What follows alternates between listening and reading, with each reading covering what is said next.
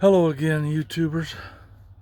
Well, I made something today that I've seen other guys make, watched videos on it, and I'll show you the reason I made it. What it is a jig to hold your chainsaw so you can cut lumber out of logs. And as you can see, that's going to be firewood. But I've got these big logs from this tree I cut down. That thing was 120 feet tall. It was huge. But I've got a nice log there, nice log here. I think I can get a couple out of this one. This thing's pretty big, all the way up to about 12 feet. And I can get another 10 or 12 footer out of that end, just a little smaller.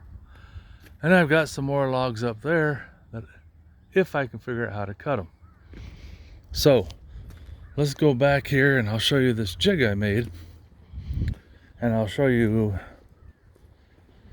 real quick how it came up with it. Well, I watched videos, but this is what I ended up with.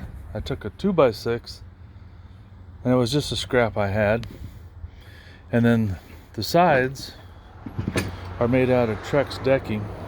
I had some scraps of that, so I cut one in half, and then I screwed it. I got 3 screws in there holding it to the 2x6 on both sides.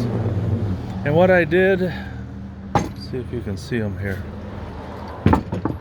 There, that's a better view. See the little silver things? I put a washer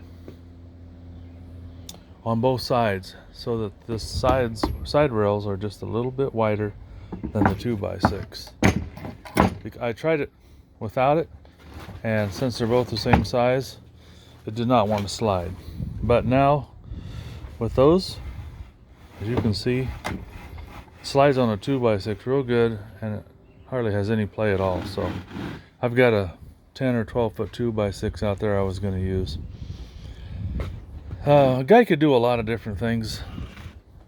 What I ended up doing is getting this eyelet bolt and a couple hinges to hold it in place. I scooted it out, put this hinge here so that the whole thing couldn't slide out. And then this bolt kind of keeps it from sliding back that way, so it stays in the same spot.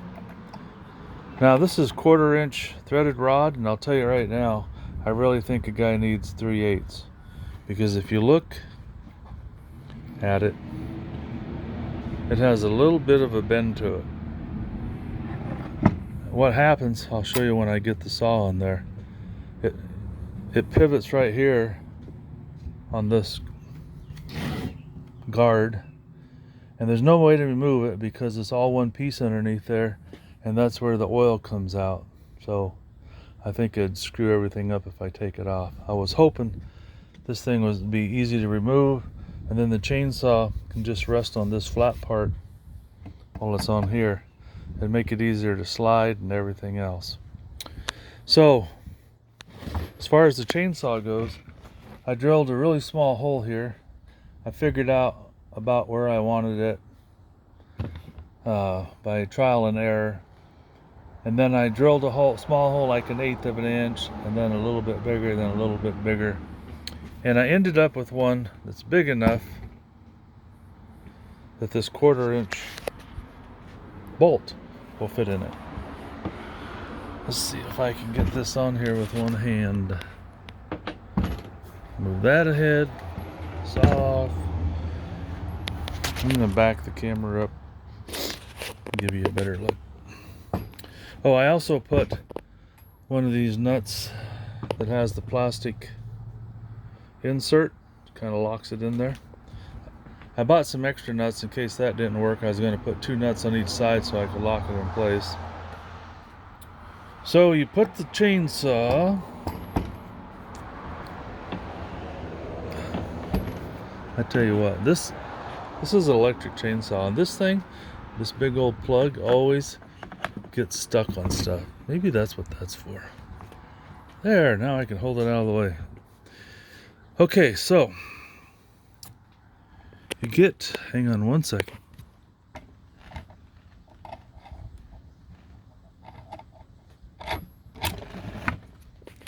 Okay, so you get the chainsaw through that hole. And I got another flat washer. And another one of those nuts. Now I'm just using my cordless drill with a long socket on it and run it right on there.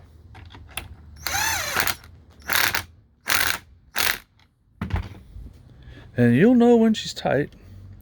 Now you really don't want it too tight, like that's a little too much. I back it off just ever so slightly. That way it pivots easier. So you lay this on your 2x6 and then you get your chainsaw going and then you just start sliding it. And if I could have got this, if I could have got this piece off of here, the chainsaw would go down further. And now that I'm looking at it, I think if I moved the whole thing out about a 1/2 inch, then it wouldn't be a problem. Might clear that. I watched different guys. Some guys would start and go down about 2 inches through the cut, and then 4 inches, you know, work their way down through the log. Other guys just pivot this thing up. As you can see, it pivots pretty easy. So you could basically cut straight up and down. Here's what my problem is. I have a 16-inch electric chainsaw. First of all, it's not long enough. You need about probably a 24-inch chainsaw.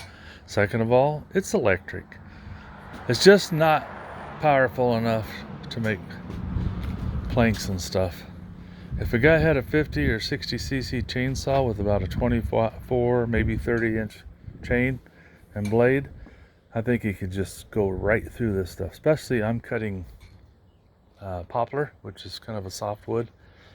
I think a guy could make himself up a bunch of wood pretty quick.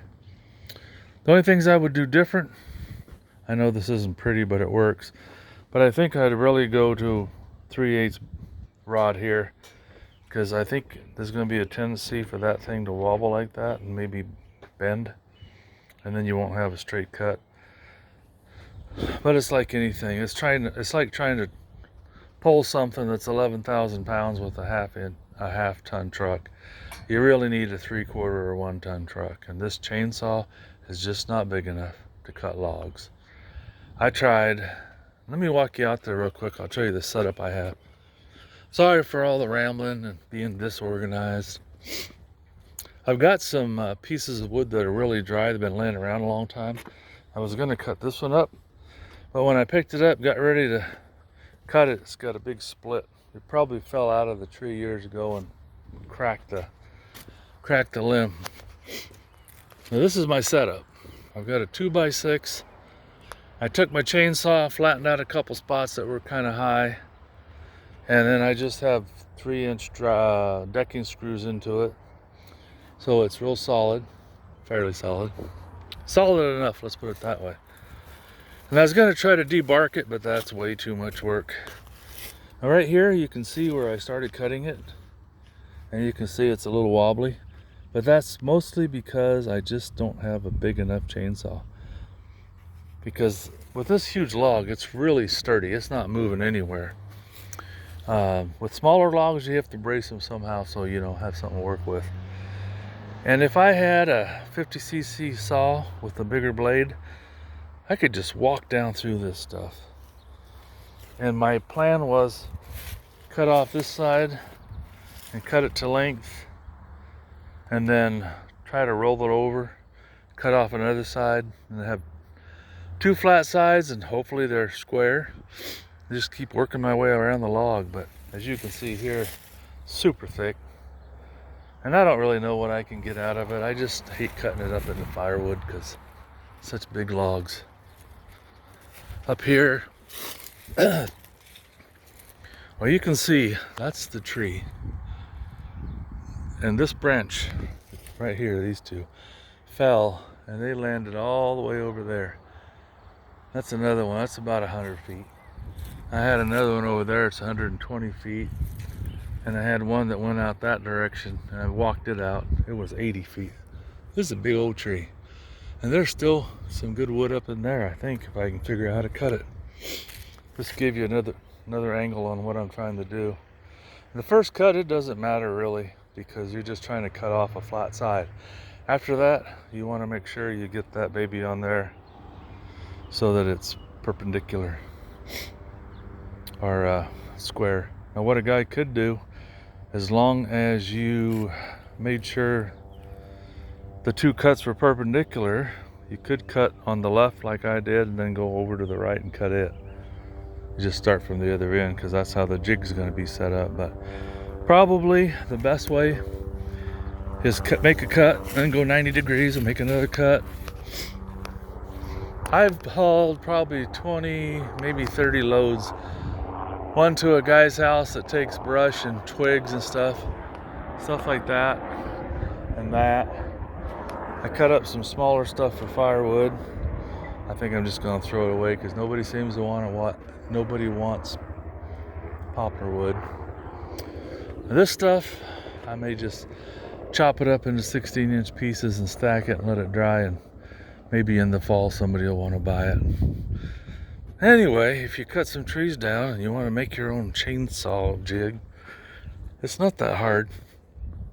Mostly I use scraps. I had to go to Ace Hardware to get a little bit of the hardware, because that's one thing I have hardly any of is bolts and nuts and screws that are worth anything. Well, that's what she looks like, and I think with a bigger chainsaw it would work dandy. I tried taking the washers out of one side. I thought maybe it was a little too wobbly, but as you can see, the platform itself is real solid. And the way it's built, the weight of the chainsaw is centered over the top of it. But when I took the washers out and put it back together, it was too tight, it wouldn't slide. So I think this jig will work pretty good once I get it going. And then, like I said, now that I'm looking at this from this end, I'm going to move that over 1/4 of an inch, and then I can rock it back without it hitting there, because it's doing two things. It's chewing up the board there, and it's throwing the saw out of kilter. Anyway, hey, thanks for watching. I'm going to do some more videos. I've got this truck I'm working on, the firewood. I wish I would have videotaped more of me cutting that tree down, because it was pretty awesome. Those, however many tons they weigh, branches that are 80, 100 feet long, hitting the ground, made quite an impact. I was doing it. I should have had my stepson videotape a few of them, but oh well, next time I guess. Hey, thanks for watching, and have a great day.